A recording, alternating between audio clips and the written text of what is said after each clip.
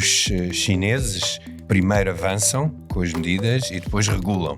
Dizia que os americanos faziam as duas coisas mais ou menos ao mesmo tempo e que os europeus, pelo contrário, passavam tanto tempo a regular que depois isso acabava por atrasar também o avanço da indústria. Mas será que o futuro da mobilidade individual está em pequenos carros? É este o destino da Europa? Independentemente do que se decida a partir de agora, ainda temos este foco final que é tudo elétrico. Temos de apostar também mais em energias baratas. Eu fiquei surpreendido pelo regresso às energias nucleares. Se temos um custo de 2.000 euros por veículo para o tornar compatível com as normas de emissões, a margem que nós tínhamos para o vender deixou de existir. Smart Fortwo. Foram feitas tantas tentativas para o Smart ser um carro possível e até agora nenhuma delas deu resultado.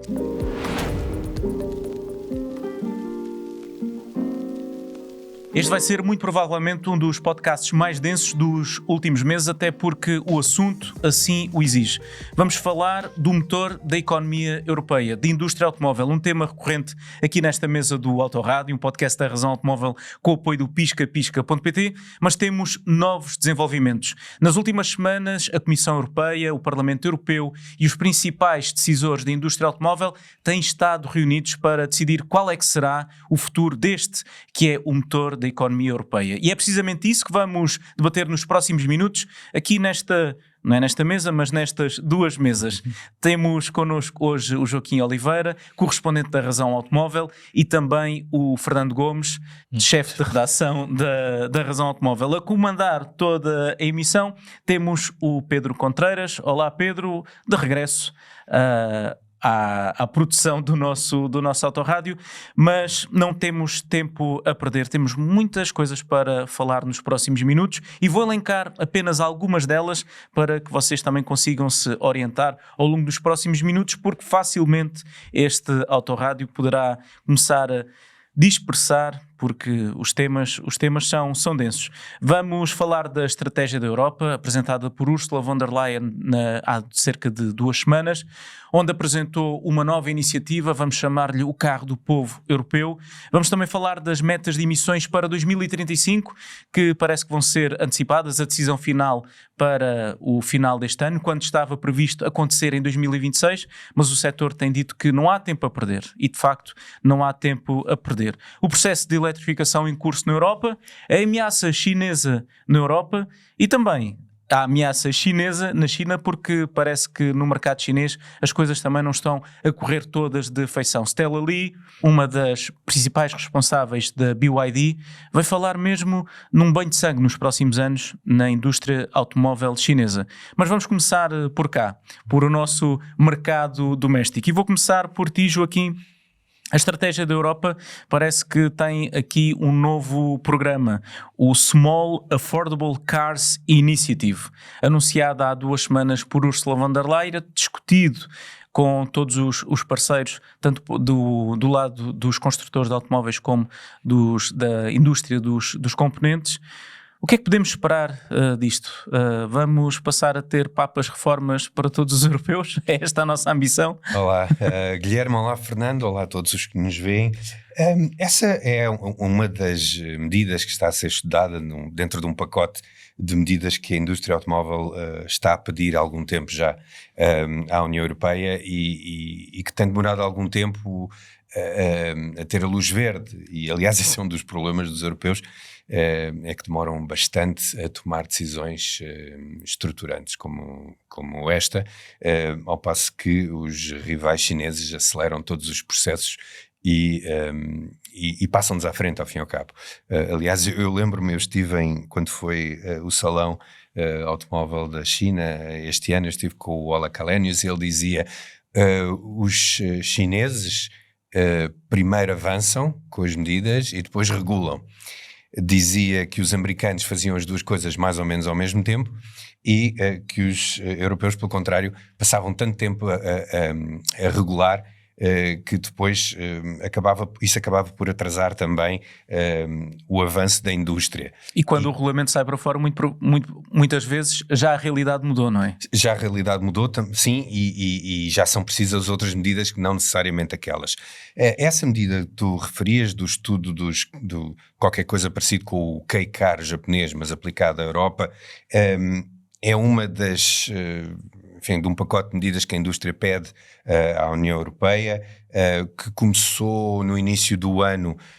Basicamente a ideia seria pedir que a redução de CO2, de emissões de CO2 fosse de facto feita, mas que o caminho fosse revisto. Ou seja, o mesmo destino, mas um caminho revisto. E entre essas medidas havia várias interessantes, essa é uma delas. Por um lado, facilitar a vida aos plug-in híbridos que estagnaram nas vendas na Europa, porque foi tomado um fator de utilidade que tem mais a ver com a aplicação real, que mostra que os utilizadores guiam os híbridos plug-in mais tempo com as baterias descarregadas do que o ciclo de homologação considera, ou seja, acabam por poluir muito mais, não apenas mais. Acelerar a substituição dos carros com motor de combustão. O parque automóvel europeu tem neste momento uma idade média de 12 anos e meio, o que é e a crescer. Bastante, e a crescer. Também o reforço dos incentivos, que são, enfim, cíclicos, aparecem, desaparecem e acabam por deitar por terra qualquer tentativa de planeamento estratégico dos fabricantes. Simplificar e acelerar a regulamentação, cá está aquilo que eu tinha referido há pouco. Criar investimentos sustentados em baterias e semicondutores. Basta nós pensarmos que os 4 maiores fabricantes mundiais de baterias para automóveis estão todos na Ásia, entre a Coreia do Sul e a China. E há um deles, a CATL, que se destaca dos demais por... É a maior. É uma espécie de Cristiano Ronaldo das baterias. Tens a CATL, tens a LG, depois tens também a BYD, que é um fabricante que aliás começou por aí, fortíssimo, tens a Samsung, enfim, é tudo daqueles lados. E por fim, então, indo então ao início da questão, a tal questão do início da produção, a criação de uma espécie de um segmento novo abaixo do que existe de pequenos automóveis para os europeus, o que coloca algumas questões de fundo e pode trazer alguns efeitos perversos, por assim dizer. Este programa não nos poderá surpreender porque parece já algo pedido entre o grupo Renault e também a Stellantis, cria uma nova categoria de automóveis. Isto porquê? Porque, segundo estas marcas, a regulação dos automóveis em termos de segurança, em termos de emissões, está tão apertada que está a tornar-se difícil fazer carros baratos para os europeus. E como nós sabemos e já debatemos várias vezes neste Autorádio, um dos pilares da democracia é o direito à liberdade individual. Mas será que o futuro da mobilidade individual está em pequenos carros? É este o destino da Europa? Começarmos a andar todos em carrinhos pequenos ou poderá haver uma alternativa? A questão é que de momento não sabemos o que é que eles pretendem com este carro do povo europeu. A única coisa que parece estar certa é que vai ser elétrico, porque pelo discurso da Presidente da Comissão Europeia, foi isso que ela deixou muito claro.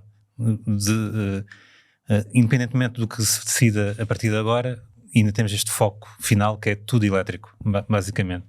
Mas fala-se muito do exemplo dos kei-cars japoneses, que são mini-carros, mas eu não sei se será a melhor solução, pelo menos aqui para o mercado europeu, porque temos que ver os mini-carros japoneses, aquilo nasceu no pós-Segunda Guerra Mundial.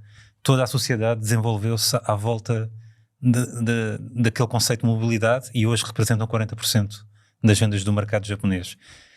Mas eu não sei até que ponto é viável aplicar tal e qual ou muito parecido aquele conjunto de restrições que aqueles carros têm a nível de dimensão e a nível de potência e aplicar aquilo tudo ao mercado europeu. Eu estou com algum receio que venham, tendo em conta a tendência da União Europeia em fazer excesso de regulamentação, eu tenho algum receio que este carro do povo venha com tantas restrições que vá ter pouco apelo no mercado. Essa é a minha preocupação. Gostaria que fosse uma coisa mais flexível, que desse oportunidade também aos construtores de fazerem a sua própria interpretação do que é o carro do povo. Ou seja, se calhar não ser só um carrinho para andar às voltas na cidade com uma bateria que dá para fazer 100 km, mas se calhar um carro que já sirva as necessidades das pessoas, ou seja, a nível de quase um mini carro familiar, como os utilitários chegaram a ser, ou ainda são hoje em dia. E pronto, mas garantir ali algumas cedências, seja no campo dos equipamentos de segurança obrigatórios. Se calhar poderão limitar a potência para não entrar tudo em descontrole, mas gostaria de ver uma maior flexibilidade no que é que poderá ser, poderá adotar esse carro. Vamos ter de aguardar por mais detalhes deste programa, que de resto, apresentado a semana passada no Parlamento Europeu, no último debate do Estado da União antes das eleições, das próximas eleições europeias, e não foi consensual, inclusivamente por parte da bancada dos partidos representados pelo PPE. Houve inclusivamente algumas reações mais efusivas ao facto de estar a falar apenas de carros elétricos e não de carros com motor de combustão. Seja como for, Ursula von der Leyen a Presidente da Comissão Europeia, continua a afirmar que o futuro será elétrico, que temos de apostar também mais em energias baratas. Eu fiquei surpreendido, mas pela positiva, atenção, pelo um regresso às energias nucleares, depois de termos visto, sobretudo, a Alemanha nos últimos anos a fechar centrais nucleares. Agora parece que a Europa vai no sentido oposto. Surpresa, mas Joaquim Queria tocar ainda na questão dos minicarros. Antes de avançarmos, sim. Em primeiro lugar, como o Fernando referia bem, o consumidor europeu tem um nível de exigência bastante elevado e, portanto, há coisas de que ele já não vai prescindir só porque alguém decide que, afinal, aquele é o caminho para seguir. Por outro lado, os fabricantes de automóveis não estão todos interessados em ir por aí, porque não vamos ter Mercedes e BMW e Audi interessados em fazer carros com segurança, enfim, inferior à do resto dos modelos. Só se criarem submarcas, mas eu não estou a ver que isso vá acontecer. Portanto, falaste na Renault e na Stellantis, é verdade, mas são as marcas que estão com gamas que estão, enfim, têm tantas marcas e algumas de entrada, de segmentos de entrada de mercado, que é relativamente mais simples irem por aí. Só que os automóveis pequenos estão ainda a desaparecer. O segmento A e o segmento B encolheu quase até à extinção. Neste momento ou seja, aquilo que antes existiam 10, 12 carros no segmento A, o segmento de entrada, o mais baixo, abaixo dos 4 metros, ou seja, entre os 3,5 e os 3,8 metros, neste momento existem 1 ou 2 modelos. A queda tem sido, o ano passado eu tenho esse número de cabeça curioso, porque é uma temática que eu gosto de acompanhar esta temática. Se o ano passado o segmento dos cidadãos caiu 22% em termos de vendas, eles chegaram a vender em 2018. Em 2019. Eu coloquei isso numa notícia. Até foi o Jean-Philippe Imparato, que é o responsável da Stellantis na Europa. Ele disse que em 2019 vendiam-se 1,5 milhão de carros por ano na Europa abaixo dos 15 mil euros, ou seja, os cidadãos, mas o ano passado venderam-se pouco mais de meio milhão. Mas, Fernando, não se vendem porque não há. As marcas deixaram de os fazer. As marcas deixaram de os fazer por esta razão ou seja, não é rentável para as marcas fazer. Não conseguem os regulamentos são tão não exigentes. Conseguem ter lucros porque as emissões, o controle das emissões aumentou imenso. Alguns fabricantes diziam, se temos um custo de 2 mil euros por veículo para o tornar compatível com as normas de emissões, a margem que nós tínhamos para o vender deixou de existir. E nós sabemos que são nesses segmentos que são mais sensíveis ao preço. Claro. Por exemplo, num carro de 100 mil euros, mais 2 ou 3 mil euros, não faz diferença. Mas quando falamos de carros que há 6 anos custavam 12 mil euros, agora tem de incorporar um valor. Podemos dar o exemplo, por exemplo, do Aygo X, que até há bem pouco tempo tinha aquele famoso motor da origem da Datsun com 3 cilindros, 1000 cm3, que era um motor que conseguia respeitar todas as normas de emissões, e agora nesta nova geração do Aygo X já vai ser eletrificado. Mas vê bem, pensamos na Smart Fortwo, o carro que nasceu com a Swatch e que depois foram feitas tantas tentativas para o Smart ser um carro possível e até agora nenhuma delas deu resultado. Sim, a Mercedes nunca divulgou os resultados financeiros da Smart.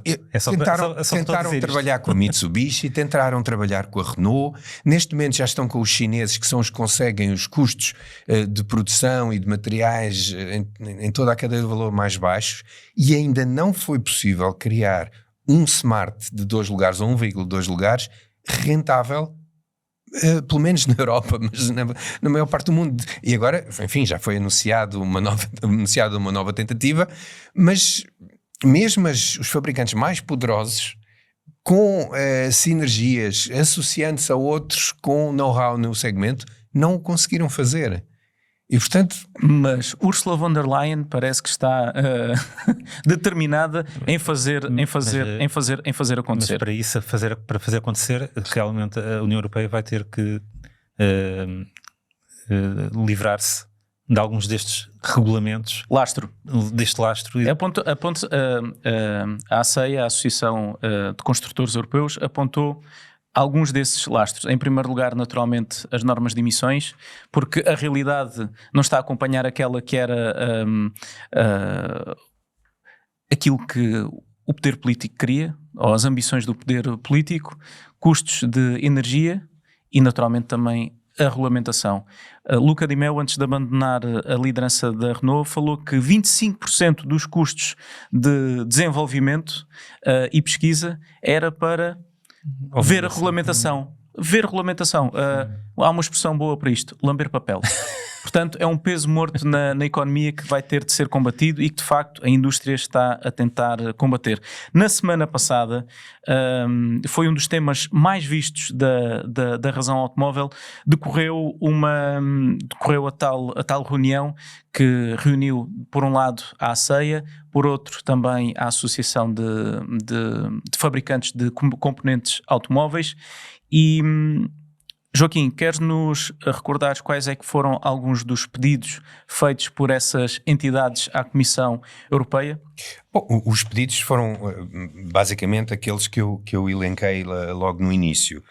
De qualquer maneira, num relatório da McKinsey que tu fizeste o favor de me fazer chegar, tanto a ACEA como a CLEPA, portanto a Associação Homóloga dos Fornecedores, indicavam alguns caminhos para se conseguir chegar a bom porto, ou seja, salvar a indústria automóvel europeia, que é uma coisa que, obviamente, a von der Leyen se preocupa muito, porque estamos a falar de, direto ou indiretamente, quase 14 milhões de empregos na Europa, ou seja, 7 a 8% da percentagem do total, o que quer dizer que isto afeta, obviamente, muita gente.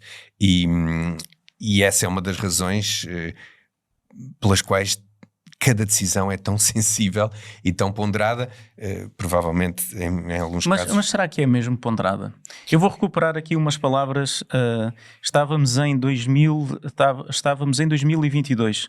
Na altura, o Comissário Europeu para o Mercado Interno era Thierry Breton, que estava preocupado com as dificuldades sociais e económicas provocadas pela eletrificação do setor automóvel. Dizia na altura, atenção, estávamos em 2022, que havia 600 mil postos de trabalho em risco, hoje pensam-se que seja mais, e pedia à época que não deixassem de produzir motores de combustão. Vou citar: nunca questionei a vontade de eletrificação da indústria automóvel, e esta é uma parte fundamental de se dizer. A indústria está a fazer efetivamente a sua parte. A minha preocupação é com o impacto nos nossos concidadãos, no emprego e na economia. Respeito a decisão de acelerar para uma oferta 100% elétrica, mas também encoraja a indústria a continuar a produzir carros com motor de combustão interna, gerando empregos de qualidade e continuando a ser uma força exportadora. Foi precisamente este Comissário Europeu que criou esta válvula de escape de que hoje vamos falar. É curioso o nome, válvula de escape, estamos a falar de carros 100% elétricos. Foi precisamente nesta reunião que decorreu na semana passada entre a Comissão Europeia e a indústria automóvel que se discutiu essa tal válvula de escape criada por Thierry Breton, que dizia o quê? Vamos em 2026 sentarmos-nos todos e ver se as metas para 2035 são ou não são execuíveis. E o que saiu a semana passada dessa reunião é que vamos antecipar essa decisão para 2025, ou seja, para os próximos meses. Joaquim, pegando na parte em que te interrompi, destas palavras do Comissário Europeu para agora, já passaram quase 4 anos e parece que nada aconteceu. Sim, eu continuamos a discutir. Tu realmente questionaste bem a ponderação. O Mário Draghi apresentou um estudo no final de 2024, o relatório Draghi, em que dizia que o bom exemplo da falta de planeamento na Europa é exatamente o que está a acontecer neste setor, porque foi adotada uma política e objetivos climáticos, mas sem uma política industrial previamente delineada. Isto é mais ou menos como fazer um salto de um avião e a meio começar a pensar se o paraquedas está a funcionar. Porque é importante, a maneira como se chega lá abaixo, o estado em que se chega lá abaixo, tem muito a ver com o funcionamento do paraquedas. E não foi feita a preparação devida da indústria, do mercado laboral, enfim, de tudo, dos componentes, da tecnologia. Ok, agora vamos ser todos elétricos. Boa, mas não é bem assim. Vamos a números. Temos alguns números temos números da CLEPA, temos também alguns números da indústria automóvel. Vamos, por exemplo, Fernando, falar da indústria automóvel alemã, que é também europeia, naturalmente, mas só na Alemanha quantos postos de trabalho é que foram eliminados nos últimos 12 meses? Sim, saiu recentemente essa notícia que entre junho de 2024 e junho de 2005 o setor automóvel perdeu 55 mil postos de trabalho. E desde 2019 esse número mais que duplica, se não estou em erro. E já em 2022, Thierry Breton, este comissário europeu, alertava para o seguinte, que não era líquido, quando se fala da economia verde e da criação de postos de trabalho, quantos destes 600 mil postos de trabalho que em 2022 previa-se que estariam em causa, quantos deles é que serão possíveis de converter no futuro. No segmento dos fornecedores de componentes para a indústria automóvel, a CLEPA também lançou um estudo que indica que se nada for feito até 2035, isso foi notícia, até 2030, ou seja, daqui em menos de 5 anos, vão ser destruídos mais de 350 mil postos de trabalho na Europa. Joaquim, nós temos tempo para ainda estar a tentar decidir, ou o tempo não joga a nosso favor e temos de tomar decisões? O tempo não joga a nosso favor. Mas indo ao encontro daquele número que o Fernando referiu, o mais curioso é que, bom, primeiro temos que pensar que na Alemanha existem mais de 800 mil postos de trabalho neste setor, que é mais do que os 4 países seguintes juntos. Portanto, percebemos porque é que a Alemanha está sempre em grande destaque em todas estas negociações. O mais curioso disto tudo, e até irónico, é que essa redução, quase metade desses postos foram no grupo Volkswagen, essa redução de postos de trabalho na indústria automóvel europeia aconteceu, sabem porquê? Porque os europeus colapsaram na China. Ou seja, se nós formos ver as vendas de automóveis na Europa, elas não caíram. Elas mantiveram-se mais ou menos estáveis. Face ao ano anterior. Sim. Nós ainda não recuperámos dos tempos de pré-pandemia. Não, mas elas têm estado estáveis nos últimos anos. Sim. Andam ali em 12 milhões. O problema é que elas caíram a pique na China, porque o cliente chinês desenvolveu depressa, como sempre, um gosto inédito pelo produto nacional e deixou de aceitar pagar 2 a 3 vezes pelo produto europeu, tanto mais que o domínio da tecnologia elétrica era deles. Portanto, eles deixaram de reconhecer a superioridade tecnológica europeia exatamente por esta mudança para os elétricos e adquiriram um orgulho nacional que levou a que alguns modelos da Mercedes e da Porsche em alguns meses não vendessem um carro.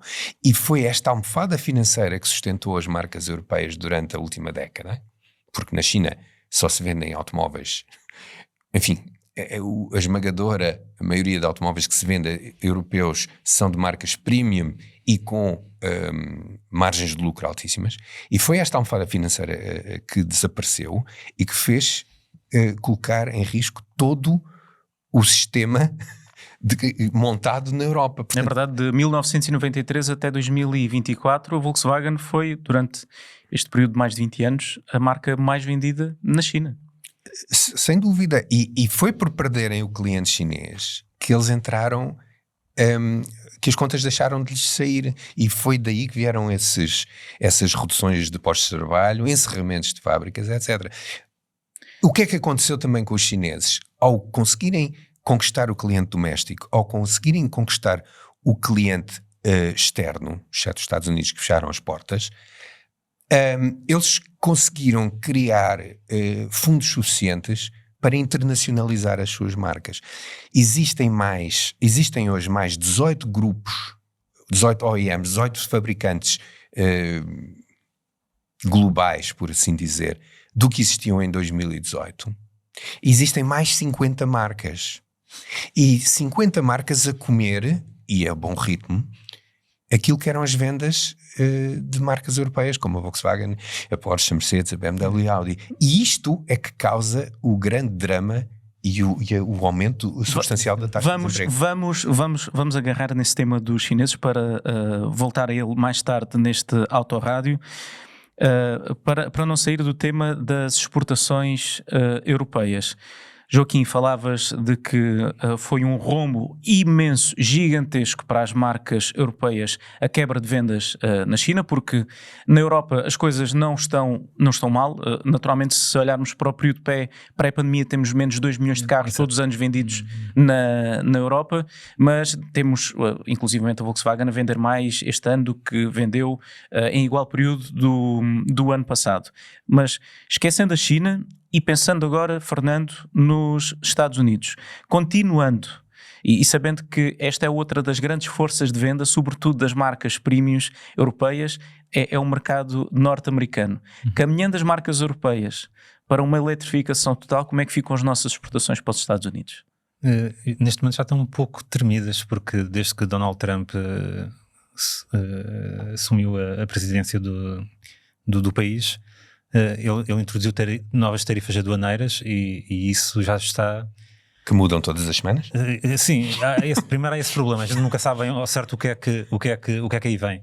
Cada vez que ele abre a boca, de repente muda tudo. Mas vários responsáveis de marcas europeias já vieram dizer que aquilo já está a ter um impacto muito grande, as tarifas já estão a ter um impacto muito grande nas contas dos próprios construtores, e todas elas estão a rever, todos esses construtores estão a rever para baixo objetivos tanto de faturação como de lucro. E isso é complicado. Mas eu falo do ponto de vista de desenvolvimento do produto. Não corremos o risco... Pois já há essa outra questão, ou seja, mais uma vez, o Trump não é propriamente o maior amigo dos elétricos, ele acabou com os incentivos à aquisição de elétricos nos Estados Unidos, e isto coloca dificuldades a todos os construtores, sobretudo europeus, que estavam a tentar vingar nesse mercado, nesse tipo de veículos por lá. E se calhar aquilo que nós tivemos também a assistir muitos construtores a aposta nas tecnologias híbridas, se calhar também tem a ver com essa realidade norte-americana, porque efetivamente o que está lá a ganhar muita tração são os híbridos e os híbridos plug-in, enquanto aqui na Europa... São tecnologias que estão a ser restringidas. Sim, então estamos a pôr basicamente todo o foco no 100% elétrico. Então, claro que as marcas vão apostar nesse desenvolvimento. Mas para os europeus voltarem, ou pelo menos para garantir um futuro nos Estados Unidos, se calhar vão ter que fazer aquilo que o Donald Trump efetivamente quer, que é levar para lá a produção de veículos, de modo a contornar as tais tarifas. E aí, talvez... Não é inédito, não é algo inédito. Não, já em 2017 houve também uma ameaça de tarifas, sim. Neste caso para muitas fábricas que estavam a ser deslocalizadas para o México, fábricas de marcas europeias, e conseguiu-se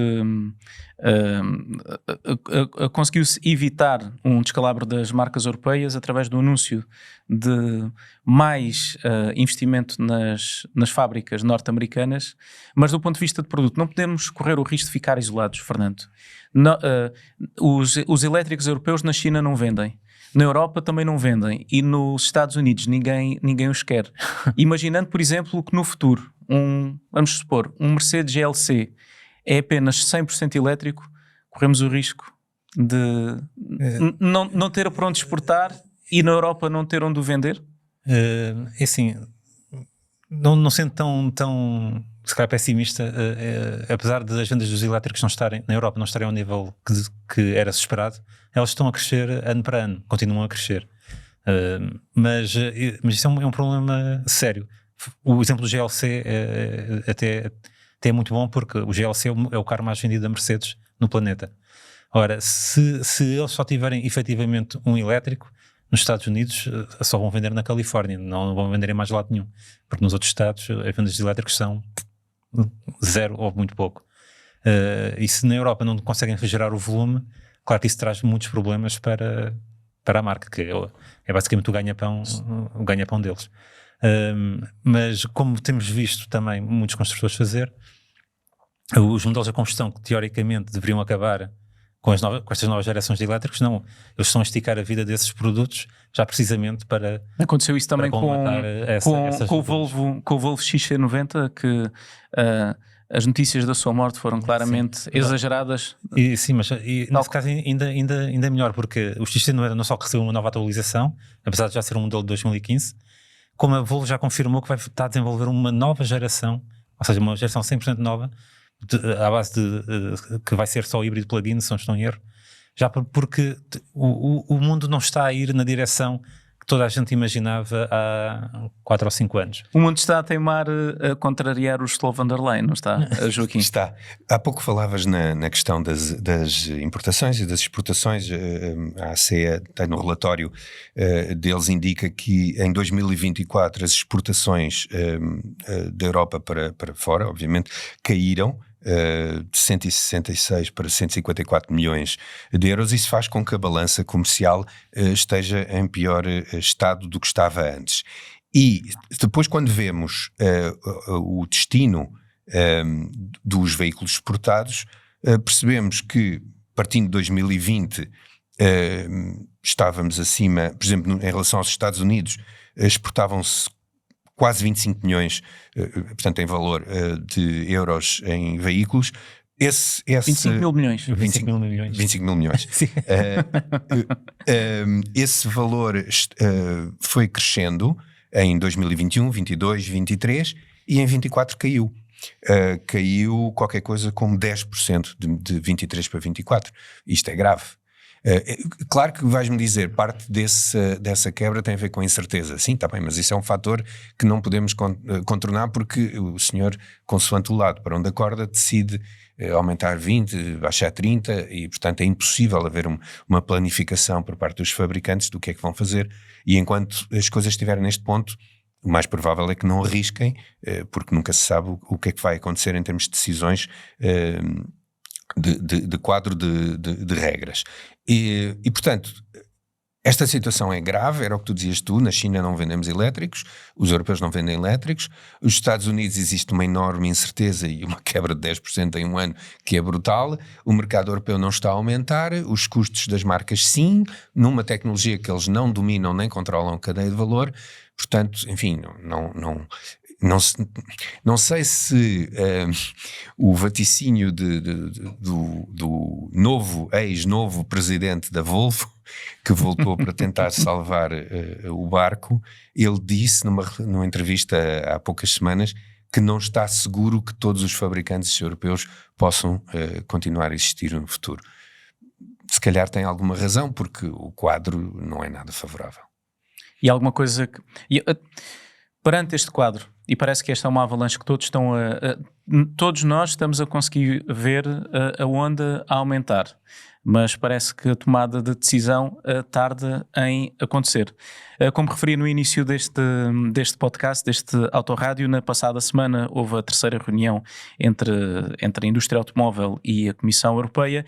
Era suposto ser tomada uma decisão em 2026, um momento em que poder político e todos os players da indústria se sentavam, olhavam para aquilo que estava a acontecer e iam definir se as metas definidas para 2030 e 2035 eram execuíveis ou não. Aquilo que ficou decidido nesta reunião é que não vamos esperar por 2026, vamos ter de tomar uma decisão já em 2025. Parece que há abertura para deitar por terra esta ambição de de acabar com os motores de combustão daqui a menos de 10 anos? Sim, mas enfim, parece-me uma medida... O anúncio do que saiu desta reunião parece-me bastante estéril, porque, ok, vamos antecipar uns mesitos. Sim, não há nada diferente. Não estou a ver do que já tinham dito na última isso reunião. vai mudar. E depois, em relação à questão da meta 2035, que é o grande bicho de 7 cabeças aqui, os fabricantes também não se entendem. Porque os que estão mais perto desse caminho, ou desse destino, preferem que se mantenha a meta. Os que estão mais longe dizem que não é possível que ela se mantenha. Quando num barco, quem lá está dentro a tentar salvar-se rema em direções diferentes, normalmente não se chega a lado nenhum. E neste momento é isso que estamos a assistir. Vemos essas marcas de facto que já investiram muito e que também pela tipologia dos seus veículos está mais próxima a dizer que sim, vamos manter, e os outros a dizer que não. Portanto, isso não vai ajudar muito. Não seria aqui que devia de entrar o poder político, devia de estar a olhar para o interesse público, para o interesse geral e não para interesses sectoriais. Mas a sensação que tenho de algumas decisões que têm sido tomadas é que por vezes não temos, e com isto é preciso fazer justiça.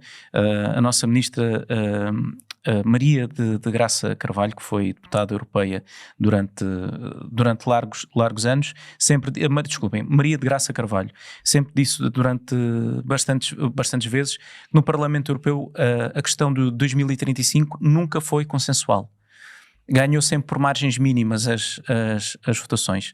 Mas agora que temos a realidade constantemente a bater-nos à porta e a dizer atenção, vão vir pessoas para a rua, vai haver desemprego, não é possível chegar a um meio termo entre, sim, sem dúvida nenhuma, que o futuro vislumbra-se 100% elétrico. Mas será que esse futuro, não, em vez de acontecer em 2035, não está ok acontecer em 2040? Porque há um dado ainda mais grave do que quando falamos dos carros ligeiros. Os carros de mercadorias e os pesados, essa transição ainda não está a acontecer, pois não, Joaquim? Praticamente não começou, sim, continuamos a ter. E é aí que temos o grande grosso das emissões, sim, nas nossas esses veículos cidades. São pesados, poluem muito e estão quase permanentemente em circulação, ao contrário dos nossos automóveis que estão parados lá fora e que assim ficam durante grande parte do dia. Aí a questão, e como todos sabemos, é que isso mexe com votos. E os políticos só lá estão porque alguém vota neles. E se agora aparece um anúncio que afinal já não é em 2035, é 2040, isto vai fazer moça. Isto vai fazer uma moça grande, isto vai criar alterações nas tendências de votos, e isso é uma coisa que os políticos sabem, só lá vão estar. Joaquim e Fernando, mas quem é que votou? Eu não me recordo de ter sido mobilizado alguma vez para as urnas e terem em consideração, e, aliás, olhando para o panorama do Parlamento Europeu, não sabemos o que é que vai sair das próximas eleições. Todas estas forças para uma eletrificação tal são sempre normalmente sectoriais e pouco representadas no Parlamento. Sim, mas a força verde do Parlamento Europeu tem aumentado com os anos, não é? E, portanto, à medida que o Parlamento se torna mais verde por convicção, esse tipo de medidas de adiamento de reformas e de proibição de emissões tornam-se cada vez menos populares. É mais verde do que aquilo porque parece-me que a tendência é precisamente o oposto. E aquilo que nós vemos um pouco por toda a Europa, por parte dos cidadãos, é uma crispação relativamente a isto. Está a acontecer em Espanha, aconteceu em Portugal com as alterações, por exemplo, no IUC. Sempre que se mexe nos automóveis, as pessoas mobilizam-se. Mas há países, depende um bocadinho das latitudes, mas há países onde essa questão é intocável. E há outros em olha que Espanha, não. Olha Itália. O sul da Europa, por definição, é mais virado para a tecnologia de motorizações convencionais. E o norte da Europa, por definição... Acho que tem a ver mesmo com uma questão de custo, porque sabemos que há aqui uma diferença também. Sim, claro, também. Sim, sem dúvida. Uma diferença salarial entre o sul da Europa e o norte da Europa, e que se calhar estão mais aptos a adotar essas tecnologias. Serem capazes de viver com isso, sim. Todas as associações estão a alertar para despedimentos, arrefecimento da economia, deste motor do nosso continente. Acham que vai ser necessário chegar a esse ponto de quase de não retorno para se mexer nas normas, ou a vossa expectativa é que nesta reunião que vai acontecer antes do final do ano, sem afastar aquele que é um futuro, e não estou de modo nenhum a dizer que não devemos olhar para os 100% elétricos. Eu tenho na garagem um carro 100% elétrico, estou satisfeitíssimo com ele, mas não acham que há demasiado idealismo e pouco pragmatismo na forma como nós estamos a olhar para a economia e para a indústria europeia? À medida que os indicadores negativos começarem a aparecer, há trajetórias que terão que ser corrigidas. Tu há pouco falaste na velocidade com que se poderiam adotar estas medidas e também com o anúncio desta reunião da sexta-feira passada de Ursula von der Leyen, que afinal não vamos divulgar decisões importantes em 2026, vai ser antes do final do ano. Esse tal estudo que eu referi há pouco da McKinsey, que foi feito com 46 membros da ACEA e do CLEP, ou seja, fabricantes de automóveis e fornecedores, eles chegaram a 5, 6 medidas que alterariam por completo a indústria automóvel europeia e que poderiam significar a salvação. O problema é que elas são tão profundas que eu não estou a ver como é que isso pode acontecer. Podes elencar, por favor? Criar um hub de inovação automóvel, acelerando a transição dos estudantes universitários para as empresas, para os fabricantes de automóveis, para que o novo conhecimento e as novas mentalidades pudessem ser injetadas rapidamente na indústria automóvel. Isto não é uma coisa que se faz do dia para o outro. Desenvolvimento a fundo do software para com infoentretenimento, os comandos vocais, os assistentes virtuais, tudo isso funciona de uma maneira realmente que as pessoas aceitem utilizar no seu dia-a-dia sem quaisquer tipo de receios ou de desconfianças ou em alguns casos enfim, deixam de usar porque realmente não é funcional. Criar um ecossistema de semicondutores europeus na Europa. Até 2028, no total de investimentos para semicondutores no mundo, 52% será feito na China, 10% nos Estados Unidos e 8% na Europa. Isto é o que está previsto. Isto tem que mudar, ou seja, este plano de investimentos teria que ser o inverso para começar a produzir resultados. Os veículos definidos por software, que é uma coisa que se fala muito, as plataformas elétricas e eletrónicas serem ainda mais comuns do que são hoje, apesar desse caminho já ter sido iniciado há muito tempo, ou seja, isto quer dizer basicamente uma plataforma para todos os veículos numa marca. Criar um ecossistema de baterias realmente desenvolvido e que possa abastecer a totalidade dos fabricantes europeus, quando há pouco vimos que os asiáticos dominam completamente esta indústria.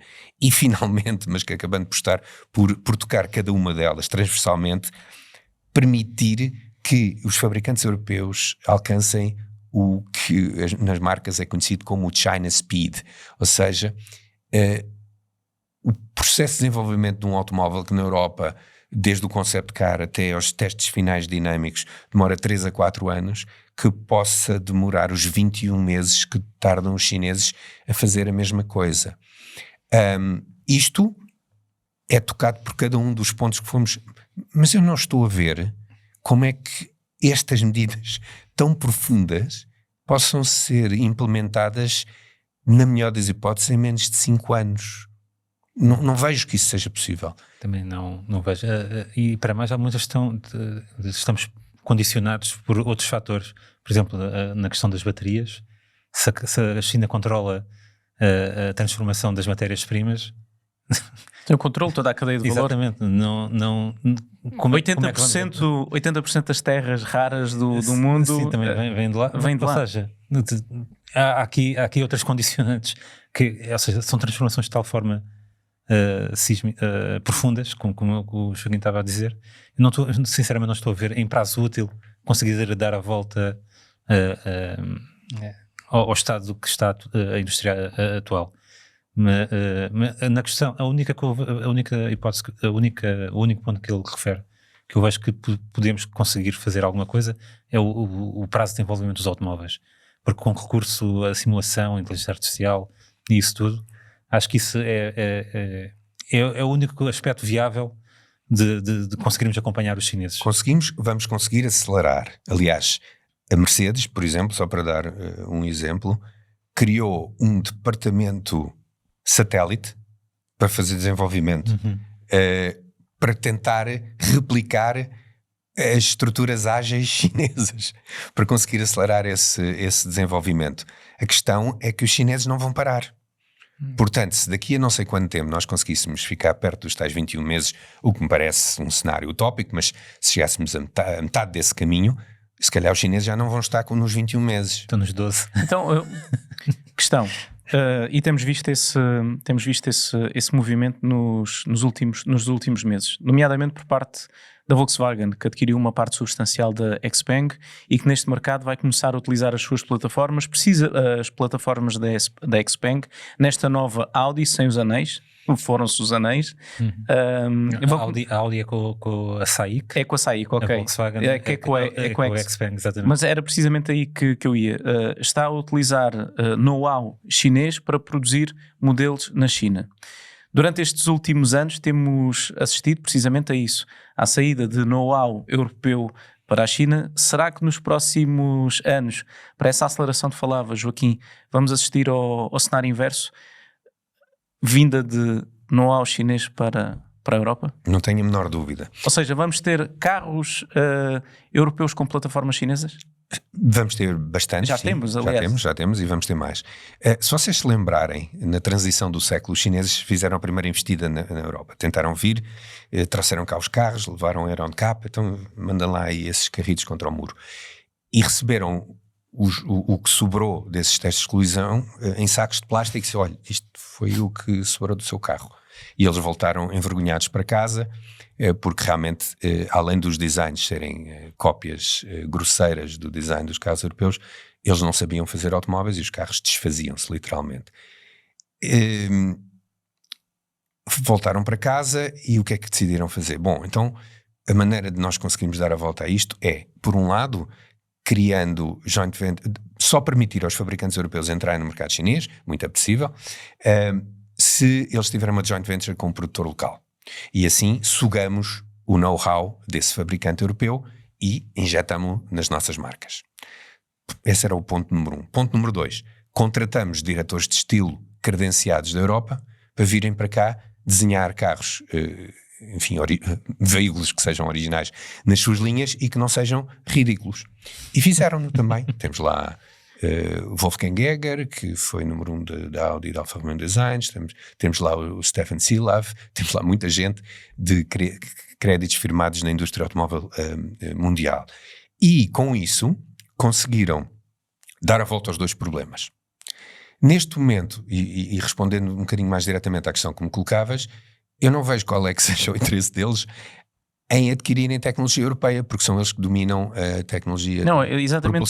Sim, não, mas confirmando isso mesmo, ou seja, neste momento eles já não estão interessados na tecnologia automóvel europeia, porque são eles que dominam a tecnologia do presente / futuro, que é de motorizações elétricas.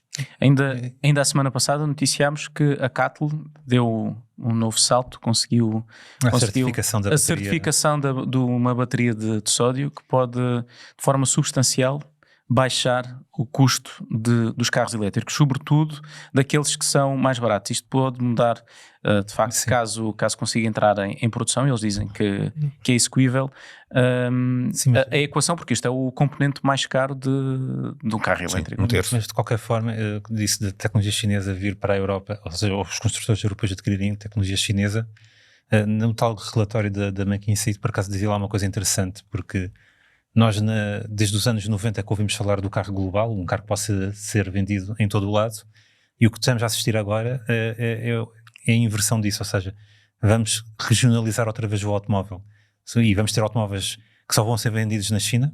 Por exemplo, os Volkswagen estão a ser desenvolvidos em conjunto com a XPeng, que só vão ser vendidos lá, não há, pelo menos para já, não há planos para exportação.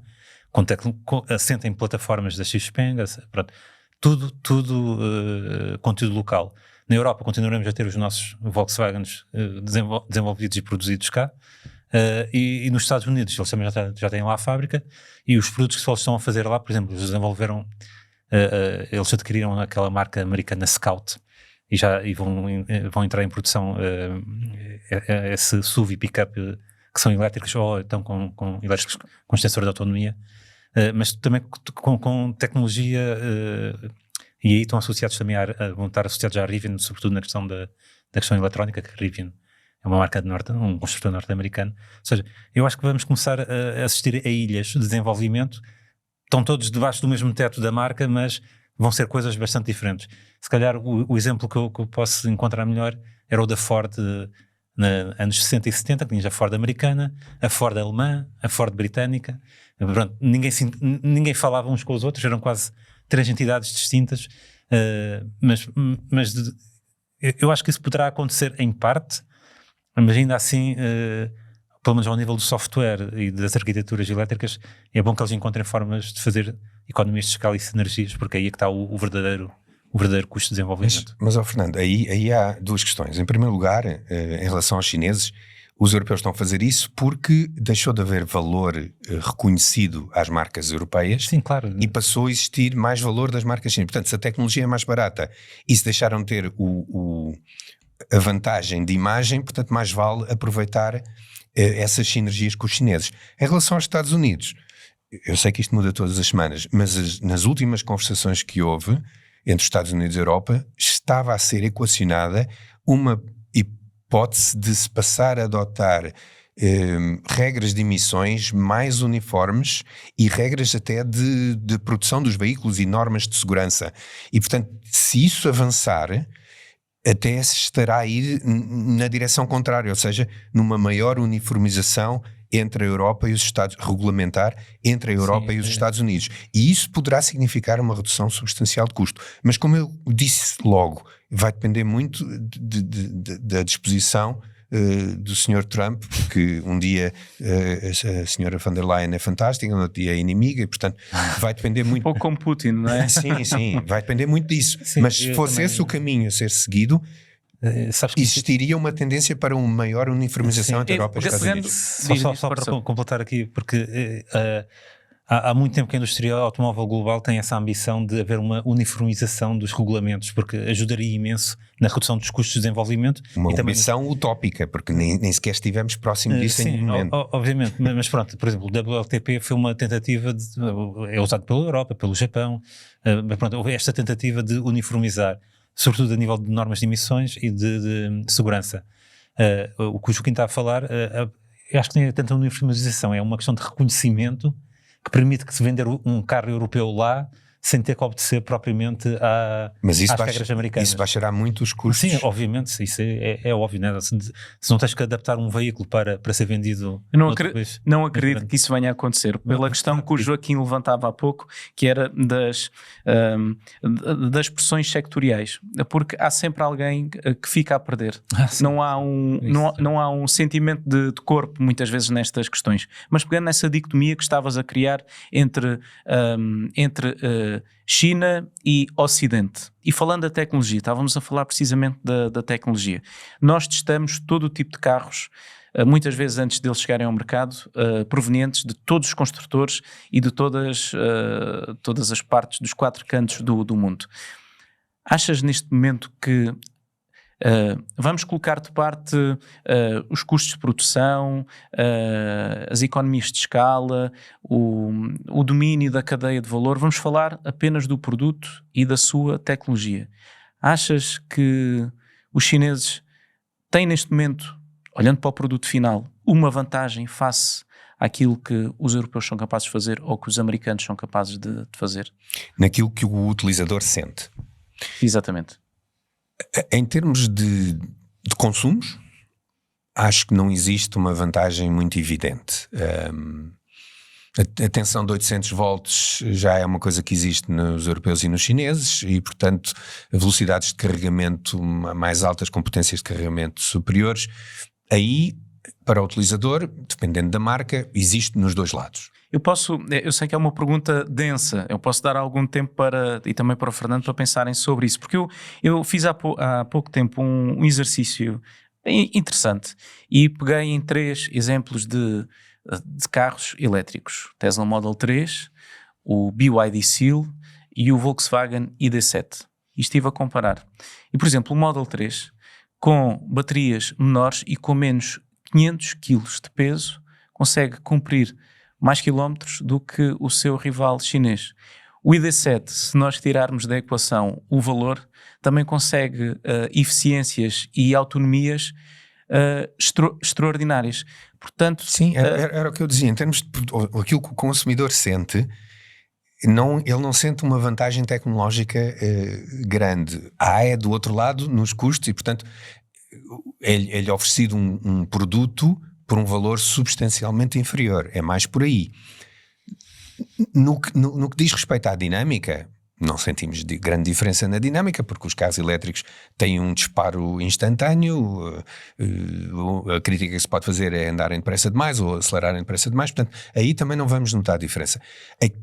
A diferença principal que eu noto tem a ver com o que é oferecido pelo valor que é proposto, e também noto que os fabricantes, os legacy, como se diz, os tradicionais europeus, oferecem uma dinâmica mais competente do que os chineses. A direção de um BMW é incomparavelmente melhor do que a de um Xpeng, que é muito mais plástica, muito mais sintética, tudo é feito, existe uma muito menor ligação entre o condutor e a estrada, principalmente na direção, muito também na suspensão, mas a pergunta que eu coloco é: a quantas pessoas é que isso importa?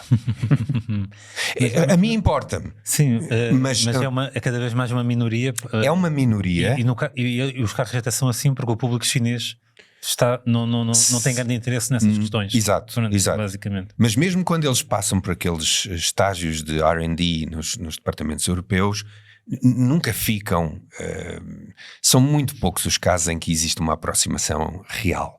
Mas eu admito, para a maior parte dos consumidores, isso não é nem de perto nem de longe tão importante como o carro custar menos de 30 ou 40 mil euros. Vamos continuar. Já falámos dos problemas na Europa, das indecisões relativamente à manutenção ou não da proibição de motores de combustão em 2035. Não é isso que está previsto, mas quando se diz que os carros em 2035 vão ter de ser zero emissões, ora, é impossível ter um carro zero emissões com um motor de combustão, pelo menos com os combustíveis, que temos atualmente. Já falámos, portanto, dos problemas europeus. Vamos agora, o que é que me dizem de falar dos problemas na China, porque aparentemente nem tudo corre bem na China. Temos feito várias notícias relativamente a isso, que os carros elétricos a preço de a preço de saldo estão a colocar o governo chinês no vermelho, estão a ser tomadas várias decisões, e Stella Li, na semana passada, no epicentro da indústria automóvel europeia, na Alemanha, disse que é provável que nos próximos anos se venha a assistir a um banho de sangue na indústria automóvel chinesa. Joaquim, ao que é que se refere? Aliás, vou começar por ti, Fernando, tem estado menos interventivo. Ao que é que se referia esta responsável, a vice-presidente da BYD, quando disse que vai haver um banho de sangue na China?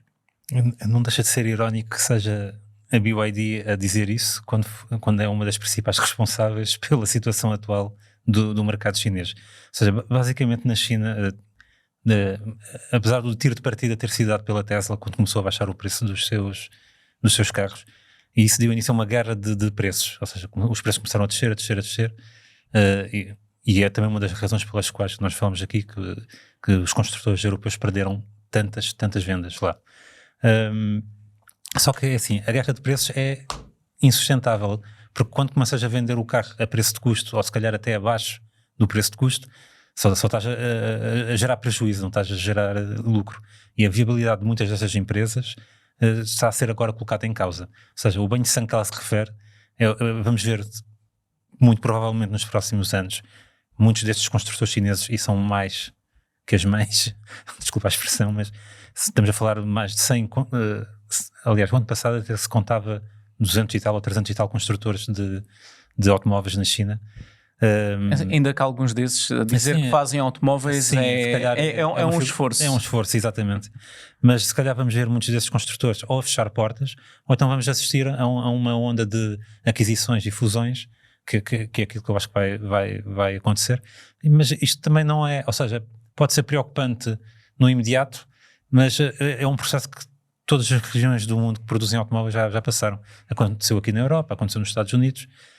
Ou seja, a indústria automóvel chinesa também vai ter que passar por um processo de consolidação, até para sair mais forte do que já é. Porque isso é que se calhar pode nos preocupar mais. Eu recordo as palavras do Presidente da República Popular da China, Xi Jinping, deixem-me ver em que data, foi há cerca de 2 meses, nós fizemos disso mesmo na Razão Automóvel, e ele dizia que a forma habitual de avaliar o desempenho olhando apenas para quanto cresceu o PIB ou quantos grandes projetos foram lançados já não chega. Temos também de perguntar quanta dívida foi contraída. Estamos aqui a assistir a uma mudança de paradigma na China, numa passagem de injeção de capital, investimento, até porque sabemos que uma parte substancial das marcas chinesas tem uma forte componente de participação do Estado. Passado esta fase de avanço, estamos agora a assistir a um abrandar das marcas chinesas e a uma consolidação? É isso que podemos esperar? É exatamente isso. Aliás, esse processo de consolidação verificou-se na fase dos motores a gasolina. Portanto, há 20 anos eram mais de uma centena, seguramente, de marcas chinesas que todas as semanas aparecia um fabricante novo, e houve uma consolidação e esse número foi reduzido substancialmente. E isso é uma coisa que se vai passar agora também com os elétricos. Vai haver claramente uma consolidação, muito menos marcas a serem anexadas, compradas, o que vocês quiserem, pelos grupos mais poderosos, e portanto isso é um processo, acho que é uma seleção de darwinista. Não vejo a coisa de outra maneira. Os mais fortes irão sobreviver. Sim, os outros. Mas em relação a uma mudança radical, não estou tão seguro, até porque o mercado chinês ainda tem um potencial de crescimento grande. Se nós pensarmos, por exemplo, que na Europa, neste momento existem 646 veículos por 1000 habitantes, números de 2023. Os números na China ainda não chegaram a isto. E estamos a falar de 1,7 mil milhões, um país com 1,7 mil milhões de pessoas. E, portanto, eles ainda têm um potencial de crescimento. E esse potencial de crescimento vai alimentar as marcas que se consolidarem, julgo eu, durante bastante tempo. Portanto, não vejo que exista uma inversão. Existe essa preocupação, existe a tomada de consciência, mas não, sinceramente acho que a coisa não vai mudar muito aí. Ainda que a tendência demográfica na China seja de queda, e neste momento estão a ser confrontados com duas realidades. Por um lado, o mercado chinês é sem dúvida nenhuma o maior mercado automóvel mundial, consegue consumir cerca de... São quase 30 milhões de veículos. O número que eu tinha era um pouco mais baixo. Mais baixo? 26 de automóveis e depois 30 milhões. Exatamente. Chega aos 30 milhões. Mas a capacidade instalada de produção aflora quase as 50 milhões de unidades, ou seja... Isso é problemático. Isso é problemático. Aliás, o The Guardian noticia inclusivamente que várias marcas foram chamadas à presença de altos responsáveis do governo para uma reunião que aparentemente não terá sido muito cordial. O aviso foi claro: os preços estão demasiado baixos, a produção está acima do razoável, e isso coloca em risco a estabilidade económica do país, porque estão-se a acumular carros, não nas linhas de produção, porque têm que continuar a tirar carros cá para fora, mas sim nos parques chineses. Tem dado aquelas notícias que temos visto, a venda de carros usados 0 km para o estrangeiro, que também não abona nada a favor do negócio, nem das boas práticas. Resultado, uma pressão ainda maior para as marcas chinesas saírem do seu mercado doméstico e virem para outros mercados, não é, Joaquim? Sim, tendo em conta que o europeu não é dos mais interessantes para eles, porque, enfim, não é assim tão grande, está muito saturado, e a concorrência é feroz, não é? Porque, queiramos ou não, os fabricantes europeus têm muito know-how e portanto, não é onde é mais fácil concorrer. Apesar de, aliás, a vantagem de preço que eles tinham foi relativamente atordoada com a aplicação das tarifas e notou-se no comportamento do mercado que aquilo que era um crescimento quase exponencial passou uma estabilização, enfim. Mas também reagiram depressa, porque depressa começaram a chegar, ok, temos tarifas nos 100% Então, elétricos. metemos lá os híbridos. Exato. Não, eu acho que é um bocado isso, é a capacidade deles se reinventarem e se adaptarem que vai prevalecer. E, portanto, existe de facto essa sobreprodução, essa capacidade instalada de sobreprodução que vai ser redirecionada para alguma coisa. Eles são muito criativos e o facto de serem tantos realmente dá-lhes uma capacidade de reagirem e ao mesmo tempo serem rápidos, que acaba por ser uma combinação de atributos muito forte. Curiosamente, normalmente quando falamos de economias que têm uma centralização no Estado muito elevada, falamos de dificuldade em reagir à mudança, mas não deixa de ser irónico que é precisamente no mercado mais liberal como o nosso que estamos a sentir dificuldades regulatórias. Aliás, eu conto sempre esta história enfim, a China sendo uma democracia musculada.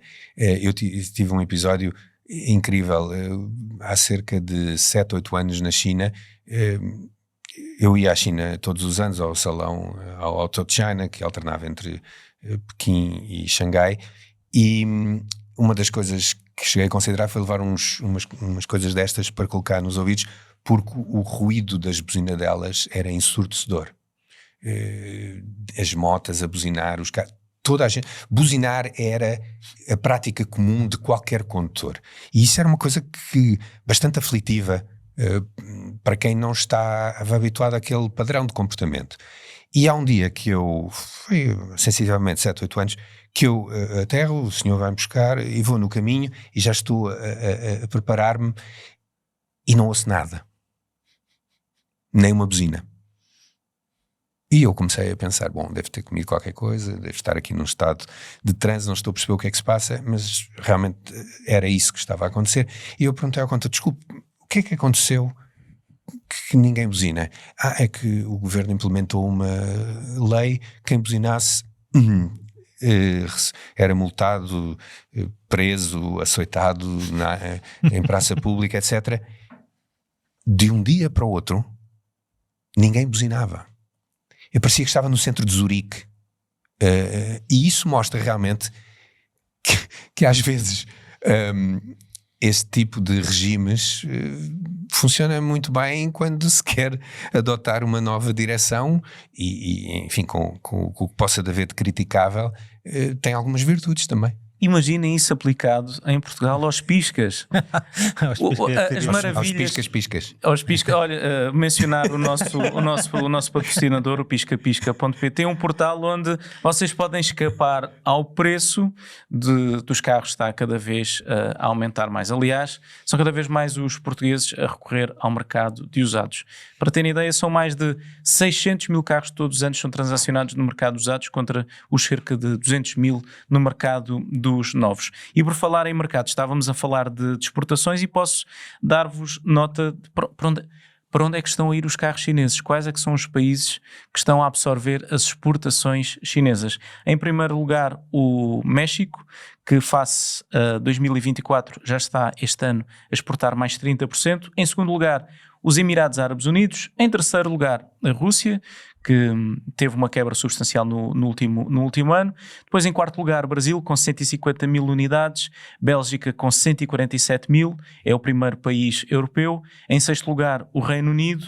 E, em último lugar, o Cazaquistão, com 77 mil unidades. Olhando, por exemplo, para a Europa, ainda há aqui há um potencial ainda de crescimento bastante elevado por parte das marcas chinesas. Não vieram seguramente para fazer as margens que estão a fazer agora de vendas. Vão ter pela frente a concorrência de Volkswagen, de Toyota, da Hyundai, que também quer vender ainda mais do que vende, já é o top 3 a nível mundial, quer também ser top 3 a nível europeu, mas dou por terminado este episódio do Autorádio. Entre a buzina delas e pisca-pisca, eu espero que tenham gostado de estar na nossa companhia. Nós regressamos na próxima semana e não se esqueçam, toda a atualidade do mundo automóvel, todos os dias, 24 horas por dia, 7 dias por semana, todos os anos, em razãoautomóvel.com e semanalmente no Spotify, Apple Podcasts e também no nosso canal do YouTube, o Autorádio, que, como disse anteriormente, tem o apoio do piscapisca.pt. Passem por lá, pode ser que encontrem o vosso próximo carro. Se tiverem dúvidas, passem por Razão Automóvel. Quanto a nós, obrigado por terem estado na nossa companhia. Joaquim, Fernando, voltamos para a semana? Provavelmente eu não, mas o Autorádio vais de férias. Exatamente. Vais de férias. E o Joaquim seguramente vai estar. Sempre que me deixam entrar. Sempre deixam entrar.